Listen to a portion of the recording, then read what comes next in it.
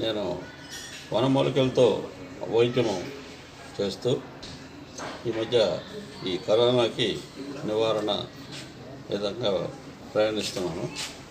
అమ్మవారి ఆశీస్సులతో ఇక్కడికి వచ్చి శ్రీపురంలోని నారాయణి అమ్మవారిని దర్శించుకోవాలని అమ్మవారి దర్శనానికి వచ్చాను. ఈ సందర్భంగా మన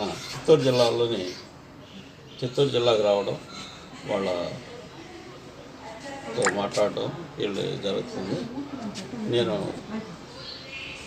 ప్రతి ఒక్కరికి ఆంధ్రప్రదేశ్లో కరోనా బాధ్యులందరినీ నిర్మూలించాలని ఒక దృక్పథంతో ముందుకెళ్తున్నాను.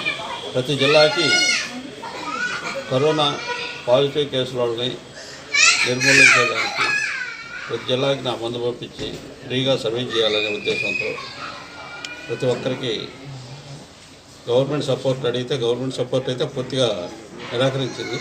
దాంతో అక్కడక్కడ సేవా కార్యక్రమాలు చేసే వాళ్ళ ద్వారా పంపిణీ చేయిస్తున్నాను. ఇక్కడ కూడా చిత్తూరు జిల్లా కూడా అతి త్వరలోనే పంపించి చిత్తూరు జిల్లాలోని పాజిటివ్ కేసులన్నీ నిర్మూలిస్తానని చెప్పని స్వామివారి అనుగ్రహంతో ఈ కార్యక్రమాన్ని నిర్వహిస్తున్నాను. కాబట్టి ప్రతి ఒక్కరూ ఆరోగ్యంగా ఉండాలని నేను భావిస్తూ సెలవు. చిత్తూరు జిల్లాలో ఎవరి ద్వారా మందు పంపిణీ చేయదలుచుకున్నారు? చాలా చోట్ల ఆనంద్ గారి మందు అని చెప్పేసి ఇప్పుడు మార్కెట్లో వస్తుంది సార్. ఈ తయారు చేసే విధానం కానీ కొంతమంది నాయకులు కూడా పంపిణీ చేస్తున్నారు. అక్కడక్కడ మేము ఆనందం ఏమైనా తయారు చేస్తామనేసి ప్రకటనలు ఇస్తున్నారు సార్. దీనిపైన సార్ అదంతా వాళ్ళు ఏదేదో చేసి కొంతమందికి పేదలు అవ్వడం నానా విధాలుగా తయారు చేస్తున్నారు. దీని మీద ప్రభుత్వం గట్టి చర్య తీసుకోమని చెప్పని ఆల్రెడీ చెప్పుకున్నాము. అది ప్రభుత్వ లోపం అవుద్ది. నాకు సంబంధించి నాది ఏదైనా ఉంటే నా లోగన్స్, నా ఫోటోలు ఉంటాయి. అవి కూడా తయారు చేసి పెడుతున్నారు. కానీ అన్నీ నమ్మొద్దు. దీనికి ఇంకా నాకు సరైన ఇది లేదు. కాబట్టి ఒక్కొక్క వ్యక్తి ద్వారా పంపిస్తున్నాను. ఆ వ్యక్తిని నేను పరిచయం చేస్తాను. వారి ద్వారానే తీసుకోండి.